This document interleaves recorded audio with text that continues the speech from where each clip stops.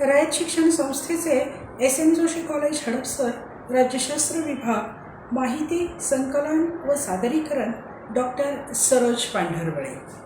विद्यार्थी मित्रांनो, याआधी आपण एक व्हिडिओ पाहिलेला आहे राजकीय विचारप्रणालीच्या संदर्भामध्ये. राज्यशास्त्र विभागाअंतर्गत आज आपण SYBAचा दुसरा भाग पाहत आहोत.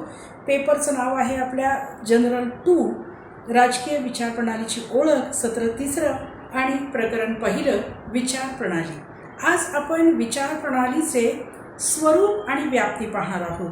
यापूर्वीच्या भागामध्ये आपण विचारप्रणालीचा अर्थ आणि उदय या गोष्टींचा अभ्यास केलेला आहे.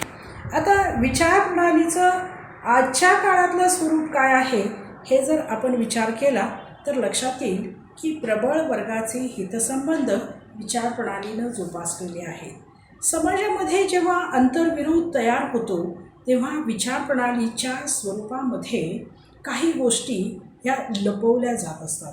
का बरं लपवल्या जातात? तर समाजाअंतर्गत असलेला विरोधाभास जो आहे तो पटकन इतरांच्या लक्षात येऊ नये या दृष्टीनं या समाजामधील विचारप्रणालीमधील आंतरविरोध हा लपवला जात असलेला दिसतो. अर्थात हा जर लपवला तरच प्रबळ वर्ग जो असतो त्यांचे हितसंबंध हे जोपासले जात असतात आणि त्यामुळंच प्रबळ वर्गाचं समाजावरती वर्चस्व टिकून राहण्यासाठी विचारप्रणालीची आवश्यकता आपणास भासत असते आणि त्यामुळंच लोकांना विचारप्रणालीची गरज आहे.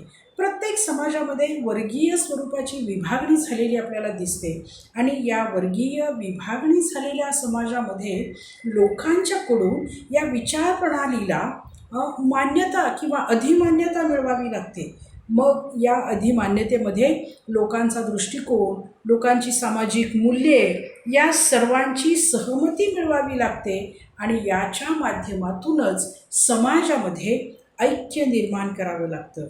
प्रबळ वर्गाच्या अस्तित्वाला कसल्याही प्रकारचा धोका पोहोचणार नाही अशा स्वरूपाची व्यवस्था निर्माण करावी लागते. म्हणजेच विचारप्रणाली ही प्रबळ वर्गाच्या हितसंबंधाचं जपणूक करते आणि इतरांना प्रबळ वर्गाचं वर्चस्व स्वीकारण्यासाठी भाग पाडते असं आपण म्हणू शकतो.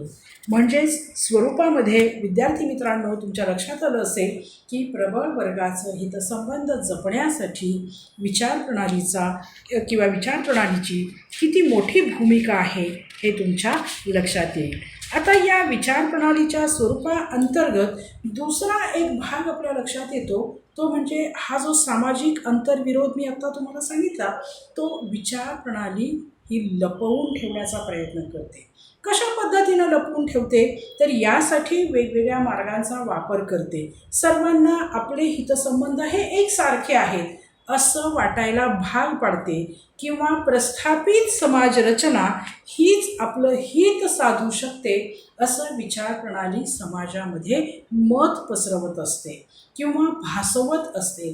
तसंच आणखी एक गोष्ट लक्षात येते की प्रस्थापित समाजरचना नैसर्गिक आणि मानवी स्वभावाशी जुळणारी आहे. म्हणजे विचारप्रणाली अस्तित्वात येणं आणि ती प्रस्थापित होणं आणि समाजरचनेशी एकरूप होणं ही गोष्ट म्हणजे विचारप्रणाली असं सांगते की हे नैसर्गिक दृष्टी आहे. आणि दुसरी गोष्ट की ती मानवी विचारांशी जुळणारी आहे, स्वभावांशी जुळणारी आहे असं विचारप्रणाली सांगत असते आणि त्यामुळं पर्यायांचा विचार केला जात नाही किंवा समाजाचा पाया हा पक्का होत असतो असं आपणास दिसून येत असतं. विचारप्रणालीमुळे जीवनाला आकार प्राप्त होत असतो. विचारप्रणाली ही केवळ मूल्यांचा संच राहत नाही किंवा एकत्रित मूल्य बांधून ठेवलेली आहे. आता ते नुसती अस्तित्वात आहेत असं म्हणून राहत नाही, तर आपल्याला माहिती आहे विचारप्रणालीसाठी राजकीय, आर्थिक, सामाजिक आणि वैचारिक स्वरूपाची मूल्ये असावी लागतात. आर्थिक, सामाजिक, राजकीय आणि इतर व्यवहार किंवा संस्था यांना या मूल्यांच्या आधारावरती विचारप्रणाली ही वेगळ्या प्रकारचा आकार देत असते. उदाहरणार्थ पहा, मालक मजूर संबंध असतात, शासन आणि नागरिक यांचे संबंध असतात, शिक्षक आणि विद्यार्थी यांचे संबंध असतात, पालक आणि पाल्य यांचे संबंध असतात. या सर्वांचे परस्पर संबंध कसे असावेत हे मात्र सांगण्याचा प्रयत्न ही विचार प्रणाली करत असते असं आपण म्हणू शकतो. सार्वजनिक चर्चेच्या भाषेला सुद्धा ती आकार देते पहा. म्हणजे सार्वजनिक ठिकाणी आपण कसं बोलायला पाहिजे. घरी असेल तर आपण सहज असं म्हणतो की काय ए गप्प बस ना, पण सार्वजनिक ठिकाणी असेल तर ए तू शांत राहा. भाषेत फरक पडला ना.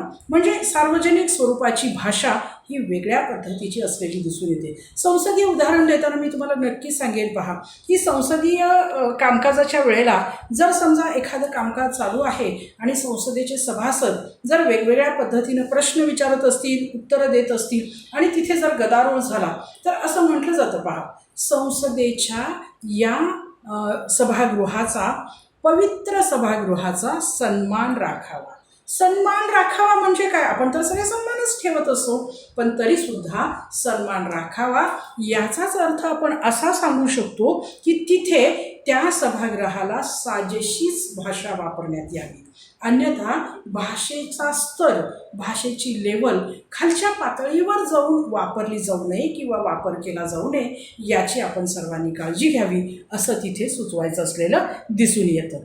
आणि म्हणूनच या स्वरूपाच्या सार्वजनिक चर्चेच्या भाषेला विचारप्रणाली ही आकार देत असल्यामुळे विचारप्रणाली ही लोकांच्या जीवनाचा एक भाग बनते.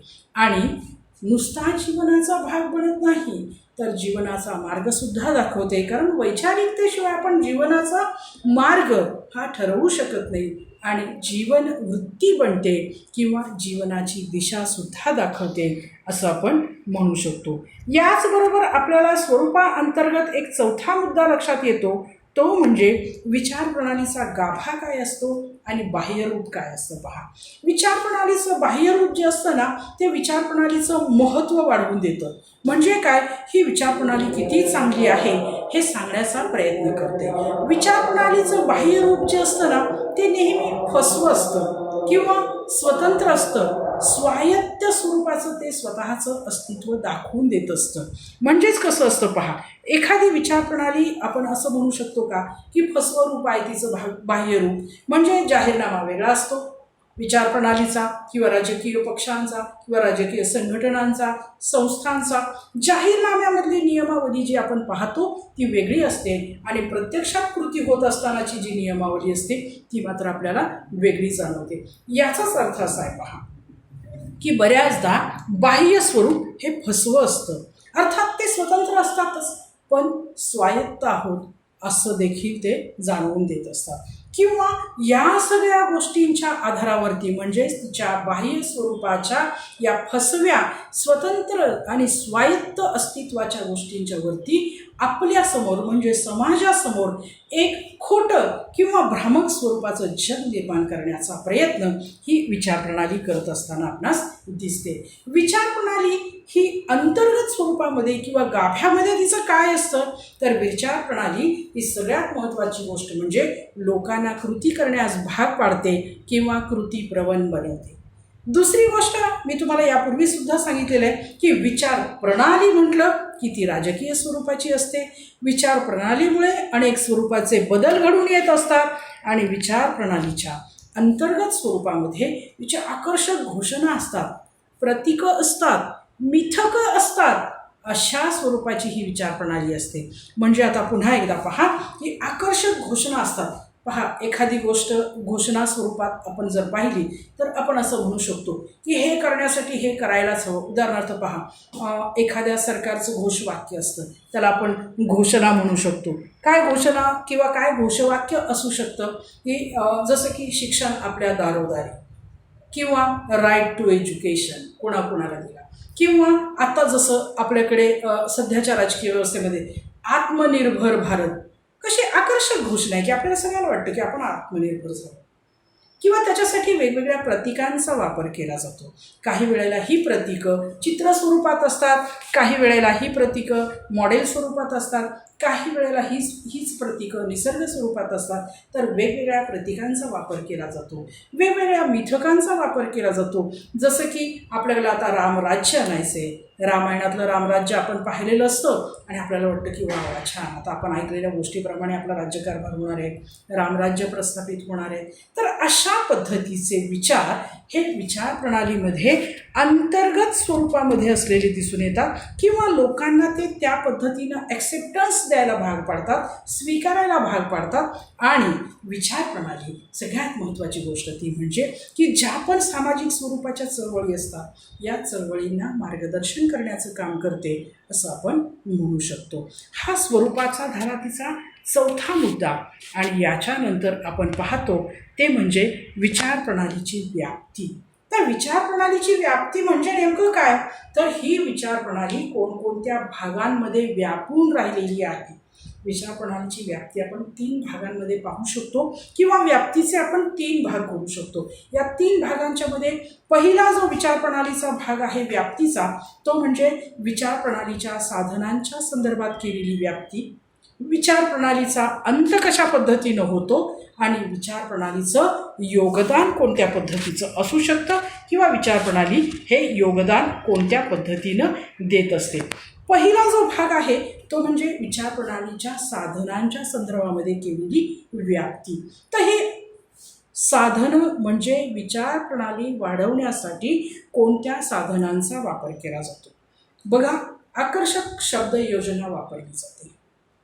जसं की कुठे नेऊन ठेवलाय महाराष्ट्र माझा, किंवा आणखी आपण काय इलेक्शनमध्ये ऐकलेलं आहे, इलेक्शनमध्ये आपण वेगवेगळ्या गोष्टी ऐकतो की दिल्लीमध्ये आपचं किंवा आप या राजकीय पक्षाचं सरकार, आपची कामगिरी कशा पद्धतीची आहे, अशा अनेक गोष्टी. म्हणजे अशी काही शब्दांची योजना, अशी काही शब्दांची फिरवाफिरवी करायची की लोकांचं मत, लोकांचं लक्ष हे आपल्याकडे आकर्षित करून घ्यायचं.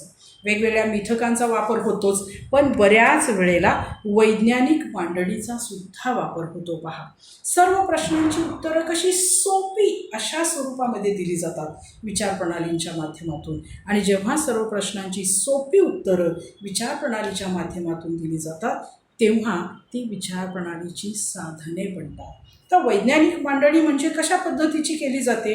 तर कोणतीही गोष्ट करत असताना तिला शास्त्रीय स्वरूपामध्ये बांधून घेतलं जातं आणि त्यानुसार तिचा राजकीय व्यवस्थेमध्ये उपयोग करून घेतला जात असलेला दिसून येतो. मग त्यामध्ये विचार प्रणालीची भाषा कशी असते, त्या भाषेच्या माध्यमातून आणि प्रतीकाच्या सहाय्यानं ती लोकांच्यापर्यंत पोहोचवली जाते. आणि एकदा ती लोकांच्यापर्यंत पोहोचू लागली की लोकांना त्यामध्ये कार्य करण्यासाठी प्रवृत्त केलं जात असतं. आणि विचार प्रणालीची मांडणी ही नेहमीच आपण पाहत असतो की भावनिक स्वरूपाची असते आणि आकर्षक शब्दांच्या मध्ये केली जाते.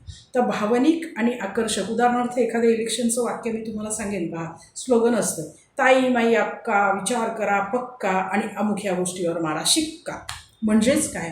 तर तुम्ही सगळे माझ्या जवळचे आहात, ताई माई अक्का वहिनी दादा काका मामा, असं मी नातं जोडायला जातो. आणि दुसरी गोष्ट अशी की आकर्षक शब्दात केली जाते की त्यांचं यमकही जुळवलेलं असतं, अलंकारही जुळलेले असतात. तर अशा पद्धतीची शब्दरचना केली जाते.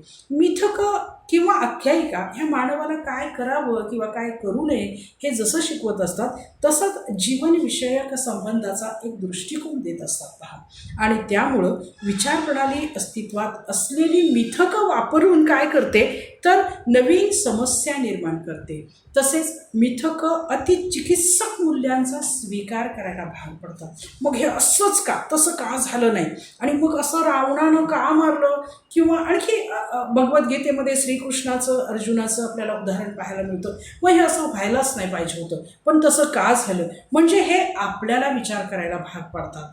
आणि काय करतात, मग योग्य काय आहे, त्यातलं सत्य काय आहे, आणि मग ते सत्य आपल्याला किती योग्य आहे हे मिथकांच्या माध्यमातून, आख्यायिकांच्या माध्यमातून आपल्याला भासवून देण्याचा पटवून देण्याचा प्रयत्न केला जातो आणि मग विचारप्रणाली काय आहे याच्यापेक्षा काय असावे याची मांडणी शास्त्रीय भाषेमध्ये करायला लागते आणि मग विचारप्रणालीमध्ये काही वैज्ञानिक स्वरूपाची असू द्या, मिथकांच्या स्वरूपाची असू द्या किंवा आणखी कोणत्याही सोप्या उत्तरांच्या स्वरूपाची असू द्या, उत्तरं ही मिळू लागतात आणि मग आपण असं म्हणतो की विचारप्रणालीच्या व्याप्तीमध्ये या साधनांचा मोठा हातभार होता किंबहुना विचारप्रणाली किती आवश्यक असते हे आपल्याला जाणवायला लागतं. दुसरी गोष्ट अशी की विचारप्रणालीचा अंत कसा होतो, की या विचारप्रणालीमध्ये आज ही विचारप्रणाली आउटडेटेड झालेली आहे, उपयुक्त राहिलेली नाही असा दावा विचारप्रणालीचा अंत झाला आहे असं म्हटल्यावर केला जात असतो. उदाहरणार्थ बघा, 20व्या शतकामध्ये सामाजिक आणि राजकीय बदल झालेले आहेत आणि त्यामुळं विचारप्रणालीचे सर्व आधार हे आपोआप नष्ट झालेले आहेत असं आपल्याला भासवलं जातं. कल्याण का असं भासवलं जातं, तर कल्याणकारी राज्यव्यवस्थेमुळे लोकांचे सर्व प्रश्न सुटलेले आहेत आणि त्यांच्या सर्व गरजा पूर्ण झालेल्या आहेत. स्वातंत्र्य, समता ही जी काही मूल्य आहेत यांच्या बाबतीमध्ये असं म्हणता येईल की यांची स्वीकारणा, यांचा ॲक्सेप्टन्स झालेलाच आहे आणि जगात आता कोणत्याही विचारप्रणालीचं आकर्षण राहिलेलं नाही. तर विचारप्रणालीमधील म्हणजेच विचारप्रणाली चालवणाऱ्या राज्यकर्त्यांच्यामधील, समाजकर्त्यांच्यामधील मतभेद कमी झालेले असल्यामुळं विचारप्रणालीचा अंत झालेला आहे असं आपण म्हणू शकतो. याचबरोबर जगातले सर्व संघर्ष संपले आहेत असं जर आपण म्हणू लागलो तर मात्र चुकीचं होईल. एकूणच काय, तर विचारप्रणालीचा अंत हा व्याप्तीचा एक भाग आहे असं आपण समजून घेऊ शकतो. आणि व्याप्तीमधील तिसरा मुद्दा जो मी तुमच्या लक्षात आणून दिलेला होता तो म्हणजे विचारप्रणालीचं योगदान. विचारप्रणाली ज्या काळात अस्तित्वात येते त्या काळात समाजामध्ये प्रस्थापित झाल्यानंतर तिचं योगदान कोणतं आहे हे फार महत्त्वाचं ठरतं. जगातील कोणत्याही व्यवस्थेमधील लोकांची राजकीय वर्तनाला विचारप्रणाली प्रभावित करत असताना आपल्याला पाहायला मिळते. विचारप्रणालीसाठी व्यक्ती आपल्या सर्वस्वाचा त्यागसुद्धा करत असलेले दिसतात. विचारप्रणालीमुळे माणसाच्या जीवनाला एक आकार प्राप्त होत असतो आणि मानवाला विचारप्रणालीमुळे विवेकी पद्धतीनं भूमिका घेता येत असते आणि संपूर्ण जगाचे योग्य आकलन हे विचारप्रणालीच्या माध्यमातूनच होऊ शकते असं आपण म्हणू शकतो.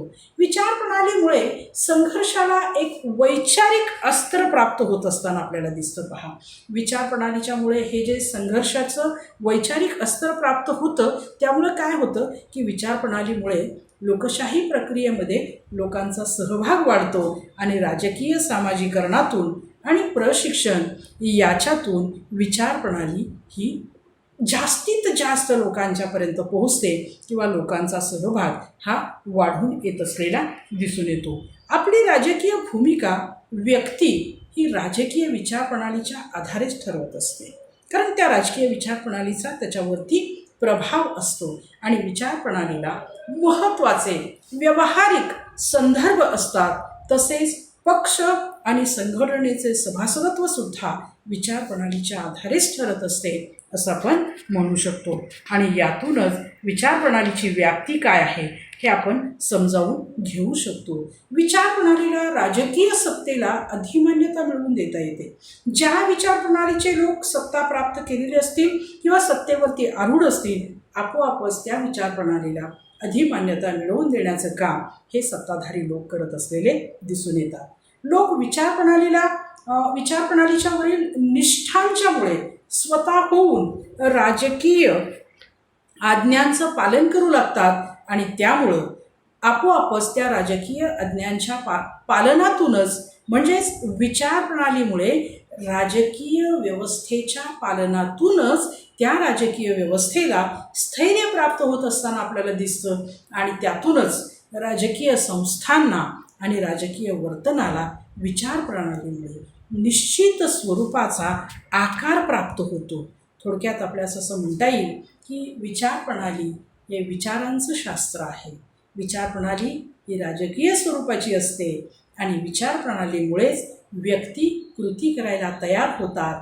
वर्तमान काळाचं स्पष्टीकरण, भूतकाळामध्ये घडून गेलेल्या गोष्टींचं विश्लेषण आणि भविष्यकाळाबद्दलची दिशा ही विचारप्रणालीमधूनच दाखवलेली असते. आणि म्हणून विचारप्रणाली ही जीवन जगत असताना, राज्यकारभार करत असताना, प्रशासन चालवत असताना, व्यवहार करत असताना सर्व गोष्टींच्यामध्ये विचारप्रणालीचं महत्त्व हे आपणास नाकारता येत नाही. तर विद्यार्थी मित्रांनो, आज आपला हा व्हिडिओ तुम्हाला कसा वाटला, विचारप्रणालीचं स्वरूप आणि व्याप्ती तुम्हाला कशा पद्धतीनं आवडली याचा विचार करा. आवडलं असेल तर इतर आपल्या सहकाऱ्यांना, इतर आपल्या मित्रांना शेअर करा, लाईक करा आणि हा चॅनल सबस्क्राईब करा. धन्यवाद.